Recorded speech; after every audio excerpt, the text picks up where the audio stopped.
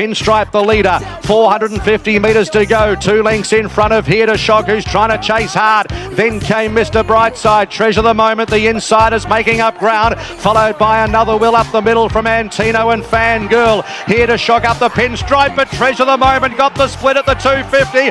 Mr. Brightside's trying to hunt her down, then Antino. Treasure the Moment, 150 metres to go, is 2 lengths in front of Mr. Brightside. The new Group 1 kid on the block. She's a star.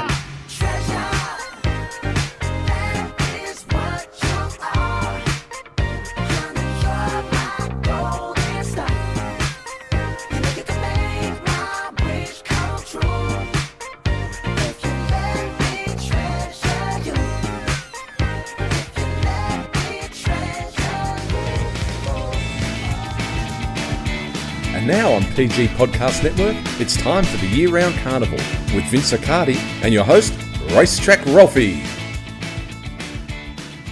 I've got a feeling we'll be playing that Bruno Mars song a few times. The audio of Treasure the Moment, stunning win, courtesy, of course, of Matt Hill and Racing.com. And what a way to kick off the Group 1 season in Melbourne. Anyway, Vince Accardi from Daily Sectionals. Good morning, mate. Good morning, Ralphie. Yeah, for sure. Treasure the Moment. Absolutely unbelievable. Well, she obliterated the rivals. I'm actually going to kick off here with what we wrote up from her AJC Oaks win last April. This was in our Sizzlers, 0.5 lengths above benchmark, ranked 15th in the day. It's not much, but the breakdown was the gold. Outstanding 3-year-old who won the Oaks Double in a literal hurdle speed race shape, making the narrow margin most misleading. Minus 27.1 at the 800 was more than 10 lengths slower she's ever previously gone. Plus 3 in the mid-race meant a monster 30-length squeeze that under full pressure produced an outstanding 9.6 last 400 at the end of a mile and a half. To date, her best is plus 2.5 when crushing the opposition in a Flemington 1600 March. That says if she continued her improvement as a mare, she's a genuine open age, wait for age star in the making. How'd she go Sunday, Vince? She said, well. Well, first of all, no surprise on top for the day. Well, it could be a surprise. Plus 2, best performance of the day. Sensational return. I have to say the opener went through that first section 1.8 above benchmark standard. Of course, there was high pressure in this race, like probably a fair bit higher than what even I anticipated. I was not expecting a plus 6.8 first section, Ralphie, right? They just really hummed. And there was no easing up in the mid either. Whilst a lot of the horses couldn't keep going, the reality was that mid-race spread was pretty much around two lengths above benchmark. Treasure the Moment was actually travelling 2.1. And even though there was a collapse over the last 400 metres, realistically, from plus 2 down to like last 200 minus 1.3, you see around a 3.3 length deterioration overall. That's actually frightening because this is going to be all upside. So the initial reaction watching it was, oh my God, this is the next Winx, and it was maybe a plus 6. I'm just talking visually, of course. Right? Yeah, of course. Then your numbers come through and it's plus 2. So the high pressure was caused by Pinstripes completely over racing in the blinkers. So there's your chaos theory 101 there. You couldn't have envisaged that in a fit. And when you're watching it and you see Here to Shock that is a fast horse, he couldn't keep up with him. Yeah, and I felt this is what created all the carnage. Yes. Up front was the dual movement. Number one, there was no opportunity for Pinstripe to even remotely settle because of what Here to Shock was doing. And this just created this intensity, which we know can happen. And just from a first up perspective, of course, it can impact some horses to some extent. But ultimately, they were the 2 horses that had the duel. The rest, I felt, were like in their zones in terms of what they're capable of. Treasure the Moment, I felt, was asked to do a bit more through the first section than what we've traditionally seen, because it's only ever had one run in the past where it's broken benchmark through the first split time. And this is probably a big testament to how well this horse has come back to be able to do that in this particular race. And like I said, of course, you're going to get a deterioration, and the deterioration is all upside. So we should add the wrinkle on Saturday. There was a big southerly in play. So what happens if they're going quick at the start? They're going to keep going quick because that southerly, with the dynamics of Caulfield, meant that from the 800 to 400, it's really pushing you along. So it's going to knock all the energy out of a horse late. I sort of channeled your elastic band theory there, Vince. So 3 Yep. to 6 lengths off the lead is A1.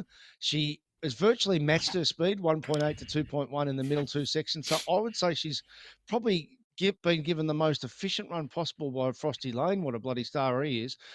And that's not a negative. It just means that she's got the perfect opportunity to run to her best first up. So what type of upside do you think she's got with a 2.5, her career best to date, and a 2 on Saturday?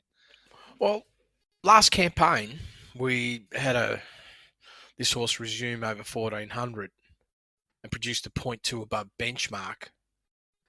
And the first split time at Caulfield was 1 length below benchmark. Now we see this horse come back +2, which is 1.8 lengths greater. A lot of it obviously has happened all through that first section. And great to see the horse is capable of handling itself and doing it so well. It pretty much means that the 2.5 from last campaign, oddly enough, which happened second up, Ralphie, over a mile, no question is going to just smash through that, because my view is that we're already trending 4.5 just on improvement. And then if I take into consideration how much deterioration has taken place late, of course, factor in some other little subtle things, it's not unrealistic for me to lock down another 2 lengths. 3.5 might be excessive, but I like to have that sort of baseline, middle range, high range in terms of my graph work, and that then puts the picture in place. 4.5 low, 6.5 mid, 7.5 high. Cox Plate for sure on that basis. Well, and here's the interesting thing. Yulong own her. They own Via Sistina. We don't know what they're thinking, but I can't help thinking from outside the stable, Via Sistina will be locked into the Cox Plate. I wonder if they go, you know what? What about we go to Sydney and win them too with the King Charles and the Golden Eagle, and they can go bang, bang, bang in a row with those two superstars. Yeah, I'm not sure about all these things right at this moment, but that's why you're very good at that. All those other races. Probably a little bit unfairness with a couple of those horses, particularly Fangirl. I must say that the ride wasn't good on Fangirl. When you look at it, I had a good look at just... Now, when I say the ride wasn't good, missed timing, wasn't getting the runs right. It's not the typical what we see from Zara, especially at Caulfield. So I felt that a lot of that was missing. So I'm not sure why that happened. Got going I'll put very a theory. late. I'll put a theory there.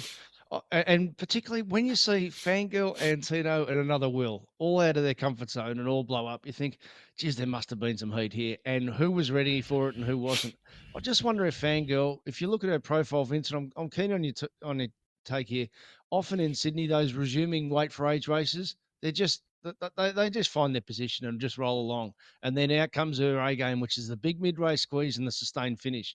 You know, on Saturday, she wasn't catching up and breathing, on, to use your words. And at 1400, that's just high pressure from the start to the get-go.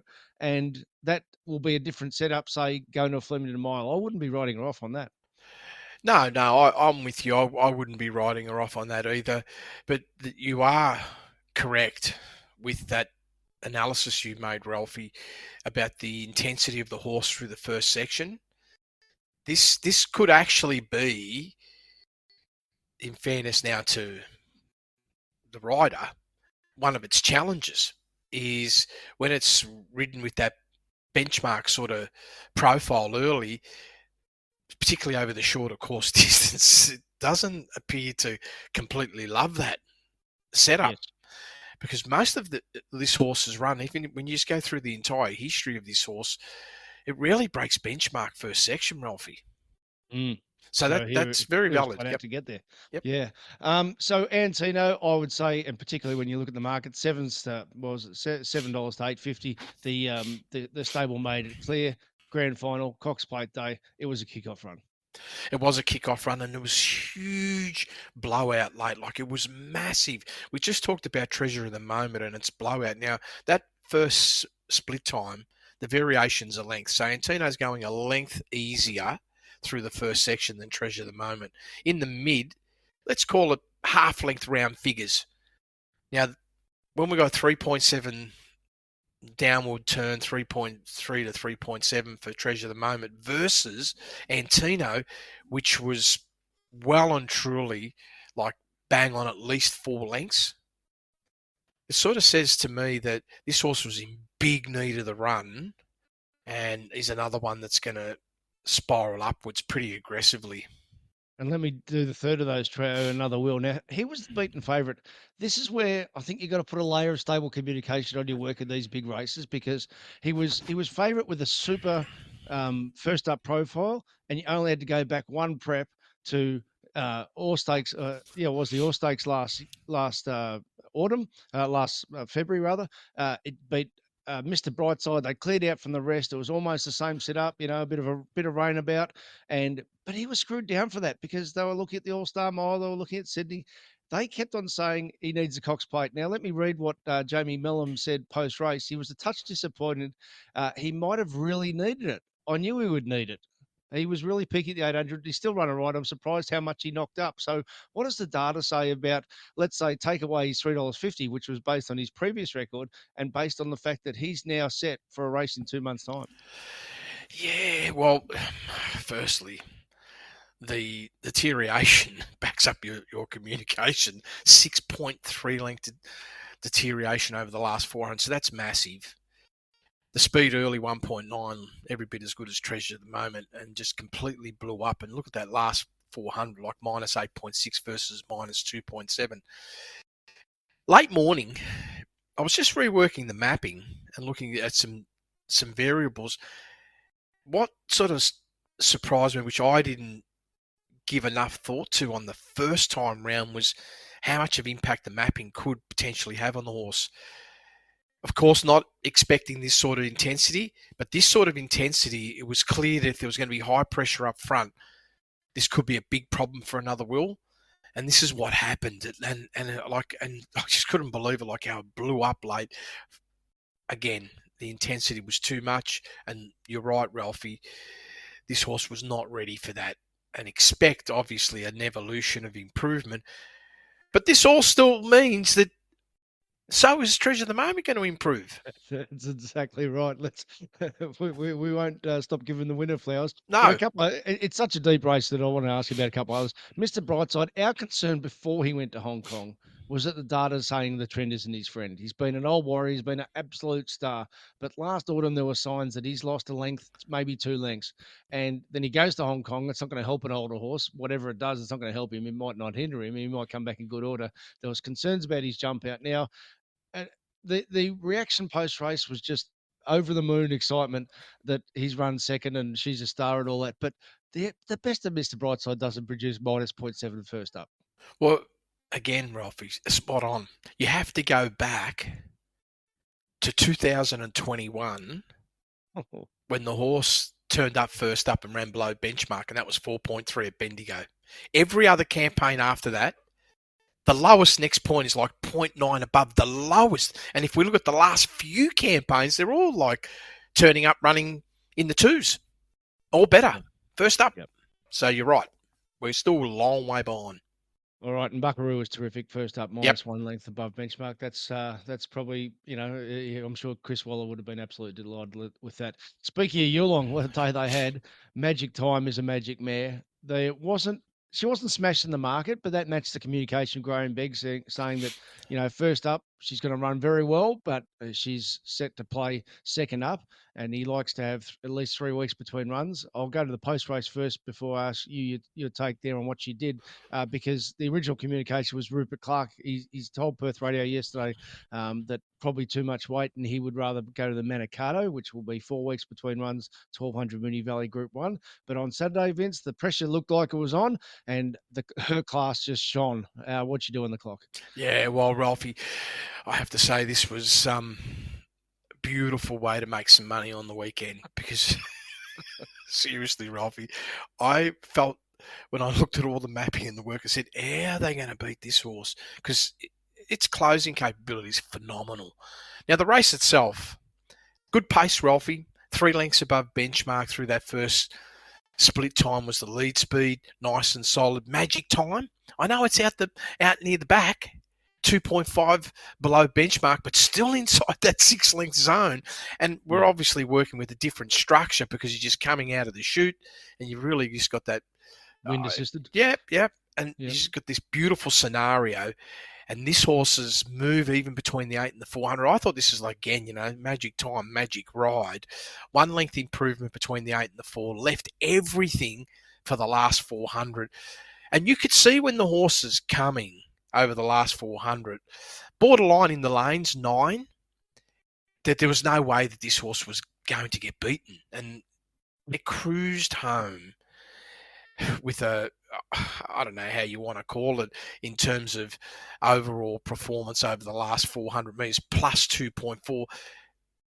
That was like a jog for the horse, Ralphie, the way it cruised past this field. I mean, you just look at the history of this runner, just last preparation, 10.4 last 400, 6.9 last 400, 4.2 last 400 metres, and 2 of those 3 runs were basically at this race pace setup. So from a trainer point of view, and the communication that was articulated, they must be so excited, Ralphie. 1200 next up, Mooney Valley. What's a projection? 4 weeks between runs. Well, what's the rail going to be? The rail will be true. True. I would say almost certainly. Well, big field? It'll be a big field, yeah, Group 1. Big field, Group 1. They'll be going there trying to qualify for the Everest. Right. Well, so I guess the starting point then is, Ralphie, the first up performance plus 1.3 versus what it did last campaign, which was 1.9. Now, mind you, that was off a shorter break. If we look on a similar break or a lot closer to it, we have to go back another campaign. That was 1.2 lengths below benchmark. And this, to me, sort of gives some stimulation that the horse has definitely got a genuine 2 lengths of upside before considering anything else from run to run and trend line. The hard part is this: are we going to potentially see a horse that's going to, smash the +3 zone? That's probably the hard question. Is, are we going to see that? The indications are, well, we're definitely on track to get to at least last campaign's PB and possibly somewhat further, but is that enough? I'm going to break a couple of mares here. And now, by the way, I always ask our members for questions on the Sunday. Yeah. And my email went down. So if you've sent us an email, I always try to get the members' questions. I just can't. I'm going on a couple from memory here. And one of them was asked about Damask Rose. So I want to bracket her with Miss Rumbini. I reckon they'll both go to the Rupert Clarke in 3 weeks' time, Caulfield, 1,400 metres. And I think they're both aimed for it too. So I'm sure they were delighted with Damask Rose and Kiwis, but I would say don't underestimate Miss Rumbini. Still a lightly raced mare. I reckon the Price Kent team would have been delighted with her too. What's your projections with those 2 horses? Well, good performance by Damask Rose, 0.6 below benchmark overall. Managed, funny enough, they sort of got you into the top 10. Too far back, obviously, through that first section, minus 5.7 lengths. That's nearly 9 lengths off the lead speed. We both know, Ralphie, that's way too far back. Now, maybe the intention was exactly that. Ride backwards, big finish, and the finish was 100% there. It was, I have to say, the move came pretty much from the 800 onwards. Excellent mid-race move, 5.5 lengths squeeze, smashed anybody else in the field, and then the last 400, every bit as good as Magic Time at plus 2.5. Now, of course, we're taking into consideration that it was a lot further back in terms of head start, but the squeeze, Magic Time squeeze was only 1.1, and this is all about the Magic Ride, Ralphie, versus 5.5. Yes. The other one, sorry, Ralphie. Miss Rumbini was the other runner that you touched on. Very tenacious, 0.9 above benchmark early, not quite in the jewel up front, but like up in that pack, having to hold, an excellent position. slight deterioration between the 8 and the 4, minus 1.1. A little bit more deterioration over the last 400 metres and minus 2.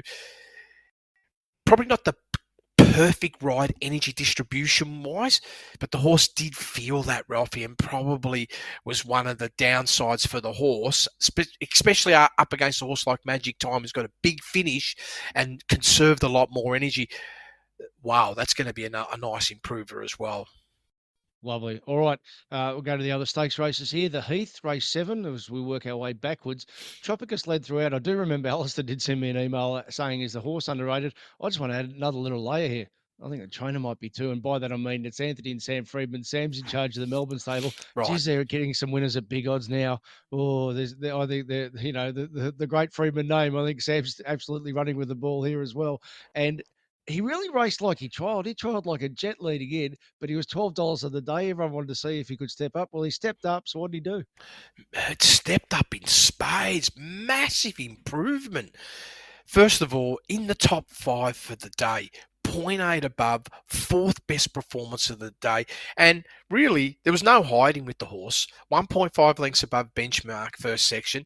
Excellent move in the mid-race, going plus 2.7, like increasing the pace. Of course, one could expect deterioration, and it was there. It was 6.5 length deterioration over the last 400 metres, and still posted 0.8, brand new PB. If we compare to last campaign, it's come back 3 lengths better, Ralphie. Ooh. And when they're colts, that's something to really take notice of, I reckon, because it says that they've got that tenacity. As you know, sometimes they lose it, but this one looks like he's gaining it. Yeah, they'd be excited. So a couple were disappointed here against the market. Yep. I was just chatting you with one thing. Zerastro trialled like a bomb, trialled like an absolute bomb leading in. I'm not talking about like Tropicus that was on the bit. I just think this horse flew, and it was just, what was it? The trial was on the 18th. It was just 12 days between runs. Was there a chance that Zerastro turned up flat? Always the chance of that happening, Ralphie. We've seen it so many times in trials where this actually happens. Ultimately, when we look at what's happened, though, in the race, the intensity was there. It wasn't like a race where you could just sit in comfort and hide behind a few screens or a few horses, in this case, 1.9, doing the work. And, you know, from that midsection onwards, the horse started to go backwards. It lost virtually 0.8 lengths of velocity between the 8 and the 4 and completely blew up over the last 400, going 5.8 below. And really, the correct way to measure this is you've got to take the first split time versus the 3 and see the variation. And the variation was, you know, virtually 8 lengths total collapse. So this is a sign that it could have felt it leading into this, and as crazy as it sounds, needed this sort of hit out. Well, it's funny because there's another horse I reckon it's in exactly the same situation, but different. And by that I mean she's bulletproof. She did nothing in her 2 jump outs, and I mean nothing. And I'm channeling another saying that you've often had with real small stables. Good horses train themselves, and by that they have to keep racing themselves in their fitness. And Craig Williams didn't ride him in those trials. I'm sure he was overseas doing his fantastic work that he does at Ukraine. But that aside, this was his first time on her. She ran like she trialled, which was nothing, and like she completely blew up late. I think she's the type of horse that will be ready 3rd, 4th, and 5th up. Well, or may not come back.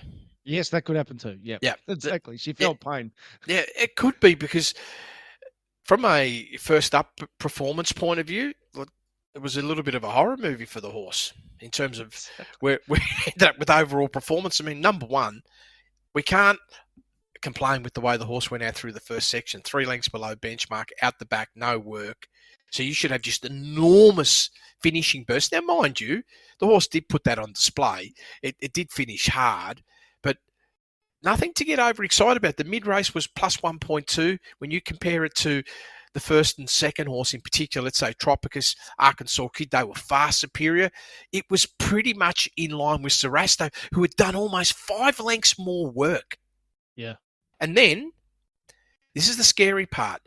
The last 400 was 0.6 below overall, but when you then look at the micro splits, something didn't go right. There was a loss of virtually 1.8 lengths between the 4 and the 2, and a rebound with a 0.7 above last 200 metres. And that's the only reason why I'm on the fence about whether the horse is done or not, because that's a very bad distribution of energy over the last 400 metres. And whilst a number of horses had that situation between the 4 and the 2, you have to look at the rebound. The rebound for most of them was continuation of collapsing, and this one wasn't. This one was actually a resurge, which sort of sparks the indicator there was more of an issue with the horse being able to generate the right energy through the last 400 metres. I reckon a bit of an insult will be if Craig Williams sacks her, or if he sticks with her, because he won't stick with her if he's not happy with it. So maybe he'll be going to track work and he'll be training her, because we often see that with the elite jockeys. They do a little project. So let's see what happens next start. Race 6, the McNeil Stakes. Well, Tycoon Star wasn't his own friend first up. He raced a bit erratically, and they tinkered, as they like doing, the Hayes boys, with their gear change. I'm still in the corner rocking after that Blue Diamond defeat, Vince, when the tailwind made it very hard to make ground. He ran an enormous race there. He's clearly a horse of talent. What did he put down on Saturday? Oh, I was blown away with this run, Ralphie. Seriously. The second horse, there was a lot of money for that horse. Yep. And there they were up the front, punching, and maybe that was what their thought process was. We go forward, we can crush this field. 2.4 lengths above benchmark. That's excellent tempo for the day. Tycoon Star, 2.1. Pretty much, we could say matching it, right? Between the 8 and the 4, Tycoon Star +1, McGraw +1.2. Again, the intensity was not, in other words, there was no steam taken out of that mid-race. They've just kept punching. And then, of course, we've seen the collapse over the last 400 for both horses. But Tycoon Star was 4.8 lengths below benchmark versus McGraw 7.2. So a complete dynamic shift over the last 400 metres. And this is what blew me away. I felt this was the emergence of this horse, Tycoon Star. +1, third best performance of the day. And I sat back, I had a look at its past history. It never gone near this sort of speed in the past, Ralphie. The fastest it had ever gone was its very first race start at Flemington. It was over 1,000 metres, and it was 0.7 lengths below benchmark. All the other runs were 2.5 below benchmark or slower. And here we are with a setup where the horse is doing a ton of work, even in the mid-race. Other than one run, this horse had never tasted that type of ferocity where you have to sort of sustain yourself. And I'll tell you what, Ralphie, this one here has come back like monster better overall. Like from what it did first up of 2.4 to have this big surge up to 0.8 above gives you that clarity that we are not at nowhere near the top for this horse this campaign. I wonder if they're saying the Coolmore. Right. 1,200 Flemington. Right. Right. So, and they've always said he's top shelf. Okay. And on Saturday, he finally produced it. Yep. I wonder if in the back of their head they're going, maybe this could be an Everest horse. Oh, I know. This is the big challenge. Everybody wants the Everest. I suppose the old man's got Kaying Rising, so that might put him off doing that. But maybe staying here, taking on the Open, maybe he'll go to a Manikato on his way to the Coolmore, take on the older sprinters. Well, I'm excited. Yeah, I'm excited about this horse, Ralphie. All right, let's see what happens there. And the last of the stakes races was race 5, the Headley 1,700. Vince, I don't know how I'm interested in your mapping, because I looked at this, I thought, there's going to be 2 races here. There's going to be horses that are ready and stayers resuming. My goodness, sometimes you get your maps wrong. This was spot on, because they're at the 600 metres. There was 2 races. It was like there was a barrier trial for half the field out the back. But 2 down discreet, tough as nails, in the zone, and 550 race money. I thought, there's just a ridiculous price. Well, the robots agreed. She was 330 by the time they jumped. Yeah, you're so right, Ralphie. Half the field got caught napping. They fell asleep. Yeah. Fancy running -12 to -18 range for half the field, and the other half the field's running between sort of -3 and -5, 6.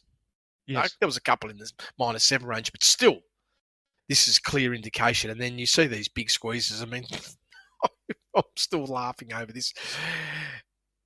One horse called Scary, 17.7 length mid-race squeeze. Flash Feeling, 19.6 lengths, mid-race squeeze. Future History, 18.2 length squeeze, Ralphie. Grand Piero, 15.9. They were all asleep at the wheel, right? And made these monster 3-second exertions, which would have completely blew them up. And then up the front, Al Rocker going 2.7 lengths below benchmark. It's a good pace. We know these 1700 metre races can be run a lot faster, and the day was on show that you could run fast if needed over the first section. I felt this was very controlled. Too darn discreet. What a beautiful position. 5.5 lengths below benchmark, tagging him about 3. If you were at the halfway mark and you said, who's in the best position, this would have been one of the 2 or 3 horses who would have ticked the box in absolute golden zone. Mid-race move, it wasn't over the top for these 2 horses. Their mid-race squeezes, Too Darn Discreet, 8.5, Ralphie. Al Rocker, 6.6. Miles difference, like 2 seconds less effort in the mid-race. It means that you're still going to have something left at the end. And now, yes, it was deteriorating. Of course, we've got to factor in ground conditions and all that. But ultimately, we've ended up with Too Darn Discreet, 0.1 above, getting in the top 10. Al Rocker, big effort, rock hard fit horse, 0.7 below benchmark, just outside the top 10. He's riding well, Jet Stanley. He's come through the Waterhouse School, so he's taught how to ride front runners, and you reckon he's ridden this a treat. So Statuario, okay, as you've discussed, there was stayers out the back given no chance, and they could be some big improvements coming from it. But Statuario was in the right position, but was first up compared to rock hard fit horses. How happy do you think they'll be with this horse going forward? Well, they've got to be, Ralphie, because this was in the right spot, in the right contention. Yes, it wasn't a big break, 84 days. Depends on how you look at it. And you look at this horse's profile that you know is going to appreciate more distance. And the speed that it had to travel was, I would say was almost marginally outside its comfort zone in terms of distance / what it likes to do through the first section typically. So that's a little bit of stress for the horse.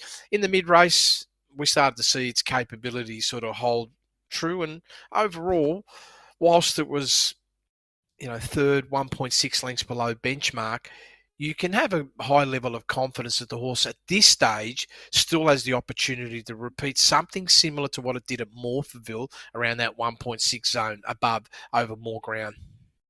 All right, it's really, really exciting as these good horses start returning. That's our review of the stakes racing at Caulfield. Geez, there were some good runs outside of that, and also, of course, at Rose Hill, where there was a bit of a quirky day with the rail position.